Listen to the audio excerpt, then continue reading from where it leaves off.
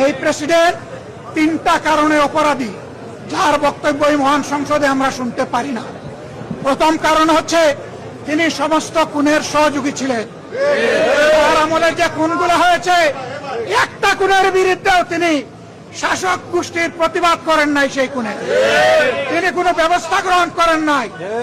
President রাষ্ট্রের অভিভাবক হিসাবে তিনি জঘন্য অপরাধ করেছেন রাষ্ট্রের নাগরিকদের প্রতি। দ্বিতীয় কারণ ছিল, আপনারা জানেন, আগস্ট মাসের 5 তারিখ 24 সালে তিনি জাতির উদ্দেশ্যে ভাষণ দিয়েছেন। সেই ভাষণে তিনি বলেছিলেন যে তৎকালীন ফ্যাসিস্ট প্রধানমন্ত্রী পদত্যাগ করেছেন এবং তিনি তা মঞ্জুর করেছেন। পরবর্তী পর্যায়ে আপনারা দেখেছেন, 2টা মিডিয়ার সাথে সাক্ষাৎকার দিতে গিয়ে তিনি তা অস্বীকার করেছেন। নতুন গল্প সামনে নিয়ে এসেছেন। তিনি জাতির সামনে মিথ্যাবাদী হিসাবে সাব্যস্ত হয়েছেন।